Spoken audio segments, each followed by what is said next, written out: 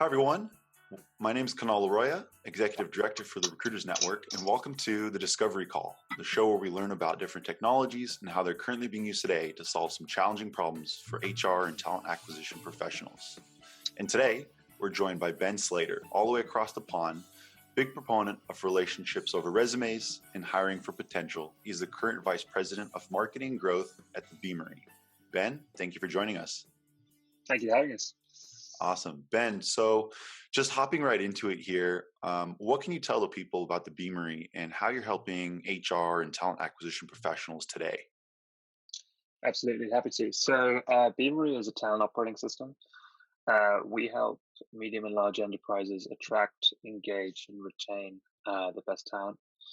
The system is, I guess, founded, or the foundational core of the system is it's a talent CRM, and we have suites that allow organizations to better attract, career sites, events, and ultimately, retain and give their current employees better horizontal and vertical opportunities as well, so internal mobility, etc. And what is your role there? So I run a marketing team globally. I joined Beamery at the beginning, so I've been here for each step of the journey, which has been an exciting a couple of years. So I love it. So we're talking about talent acquisition, and you talk about how Beamery is helping sort of attract and retain candidates. So having been there from the beginning, what can you tell people about Beamery's sort of employer value proposition, the EVP here? So when it comes to the company, how are you thinking about attracting and retaining talents? Yeah, it's a really good question. It's something that we think pretty hard about. I think being a company in the space, you have to drink your own champagne or eat your own dog food or whatever kind of metaphor you want to use. We have four cultural values that we believe to be very important whenever we kind of making hiring decisions. So those are ownership, communication, curiosity, and authenticity. And we try and make sure that those aren't just slung up on the wall somewhere, or on the doors of different meeting rooms. We try and make sure that those are baked into how we think about bringing in future employees. And I guess from an EVP perspective, we therefore try and make sure that what we say about our culture online, the experience that people get, it really marries up to those values, and that we're being authentic ourselves in terms of the way that we're telling our company story, and that that translates all the way through to kind of from when a recruiter contacts you on LinkedIn or when you apply to a job, all the way through to when you start your first job. I love that. And so, speaking about the company's sort of value proposition, what makes the Beamery's offering sort of different than others out there? So for example, if teams are looking right now at different softwares to use, why would they choose the Beamery?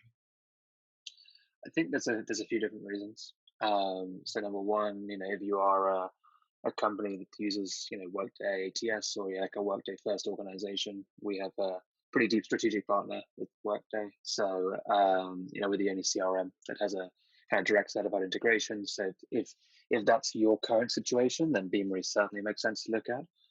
But if you kind of put that off the table from a product differentiation perspective, there are a couple of really core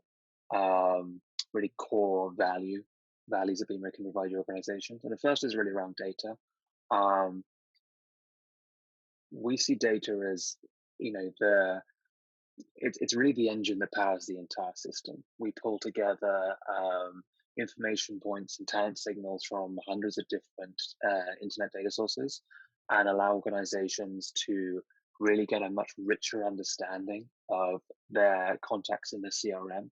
Not just kind of new contacts that are added by sources or prospects that have come in through application channels, but also silver medalists and people that have been passed back through from the ATS.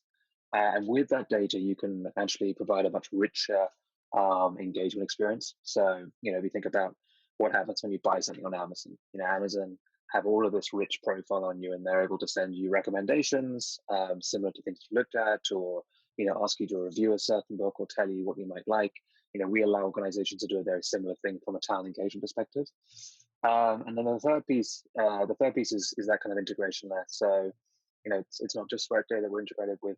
Deeply integrated with a range of other applicant tracking systems and sourcing tools, and that allows Beamery to kind of sit at the center of your talent ecosystem and be that one source of truth, or the single source of truth for your team, and kind of gives executives one place to report across the entire talent lifecycle, and also users, really simplifies the process for them. They're not necessarily logging into all these different tools. They have all the information in one system. So I think that brings up a good point, and thank you for that. So with being able to have one system, I think today what's happening is there's a lot of different systems that teams are using, and so being able to Mhm. pull that data, being able to understand it, and then use it to their advantage in order to market to candidates, in order to sort of sell, what's going on at the company and attract the talent is difficult. So being an all-in-one system, how does that play to an advantage for you guys and for teams using them? It's phenomenally advantageous. No CIO is sitting there in a large enterprise saying we need more technology. Um, no HRIT systems people, or talent operations department is saying, I need more tooling. I think what people are really looking for is consolidation and simplification. Um, and they're looking for technology that can stretch to cover gaps versus covering gaps with technology, if that makes sense. So being able to tell a story to the market, which is, Beamery is the operating system to run your business, is something that I think is really compelling. Are there any downsides to using an all-in-one system like the Beamery? I think the important point is that I think we strike the balance of providing a lot of functionality, with providing a pretty sophisticated integration layer, so that if you are using different tooling, be that a chatbot or obviously applicant tracking systems, we don't provide that functionality ourselves.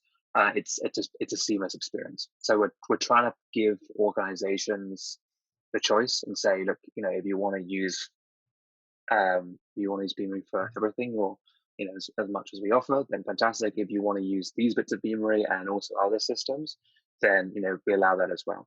So I think it's really about optionality, and making sure that if you are providing integrations to other systems, that it feels like it's still one system. And I think that's very much what we're trying to With the collaboration piece and having a distributed team, what types of do. functionality does the Beamery offer for teams that may be distributed? Yeah, so it's another good question. So the core of the Beaver system is that CRM. And if you've used Salesforce, or anything on that kind of the sales or marketing CRM side, you'll know that at the core of all of these systems is that kind of bent of collaboration. You want to make it easy for people to discuss candidates or customers. If, again, going back to the sales and marketing side, you want to make it easy for people to work together on different recs. And so that's kind of really baked into the way that we think about enabling users of the system to effectively work on their roles. Now, there are obviously instances where collaboration needs to be thought through more carefully. For example, we enable executive search teams to effectively work within Beamery, but have almost confidential or entirely confidential workspaces that only they can access, or only users with certain levels of permission can access. So it's a balance of obviously creating a system that's designed to be used collaboratively, and also making sure that there are certain things that only certain users should see, then that you get those up effectively. Love it. So now, Ben, we'll move on to our segment here. We have called "How Accurate Is." If you can, just sort of describe the pictures, how they are, and this segment's sort of all yours. So, uh, I'll do my best. yeah. So the first one, I'll kind of read it out and describe it. So the meme says, when you're a one person HR and recruiting department, then it has a kind of, I guess, a fake Mark Jacobs label with Jacobs by Mark Jacobs, for Mark by Mark Jacobs, in collaboration with Mark Jacobs, for Mark by Mark Jacobs.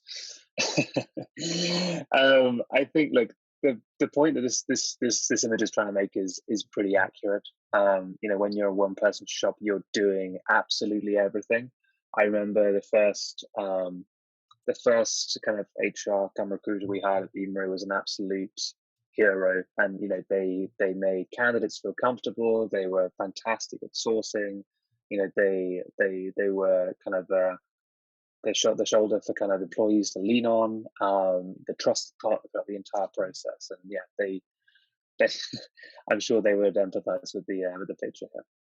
The next one, so when you struggle to pull reports out of your HRMS and ATS, and there's a child with a great expression on his face in a tug of war, I guess trying very hard to pull.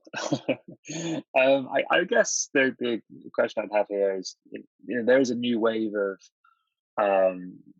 HR technology that is focused on this, and there are different layers you can put over your tech to make reporting straightforward. I think a big part of the issue right now is that different information lives in different systems. So often it's hard to get a full picture unless you're exporting things to a BI tool like a Tableau. So I can, again, certainly feel the child's pain. Next one, talent pool, and it's gone.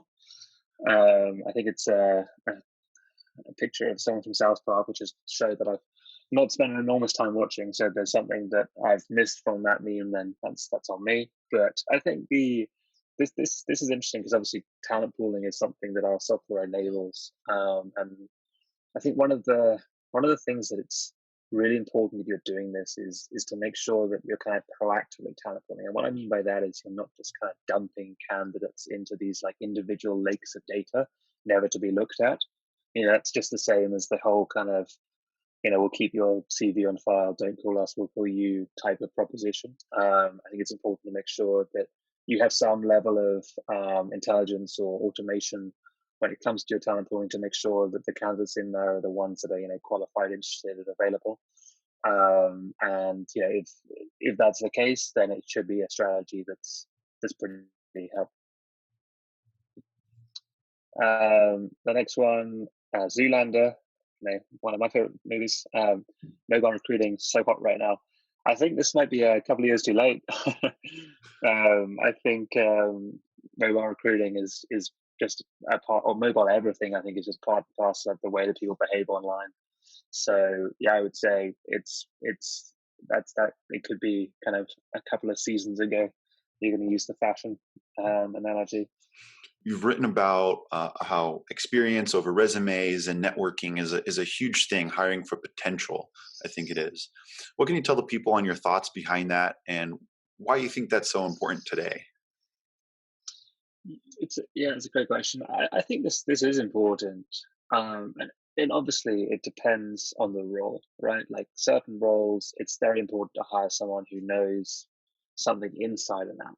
Right. And in that case, maybe you do hire the resume. But I think for a lot of opportunities, hiring people who are very talented,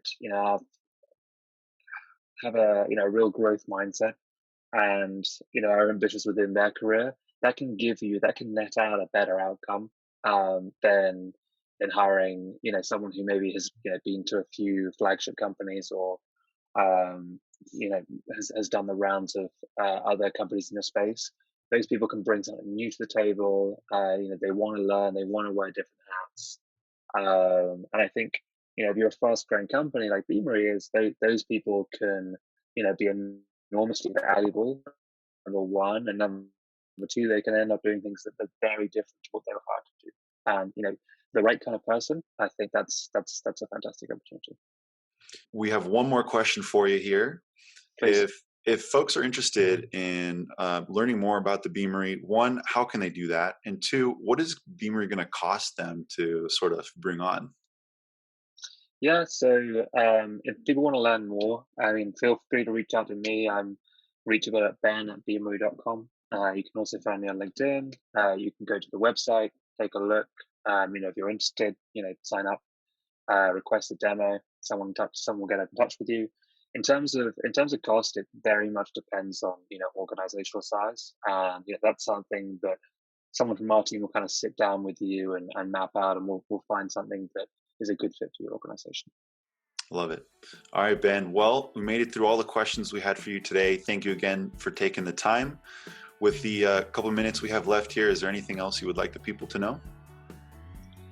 I don't think there's anything else that's top of mind. I think that we've kind of gone through a good gamut of questions. But if anyone from the audience or anyone listening in has any questions, do feel free to get in touch. And if anyone's interested in a career at Beamery, we're hiring across every department. So again, please get in touch with that.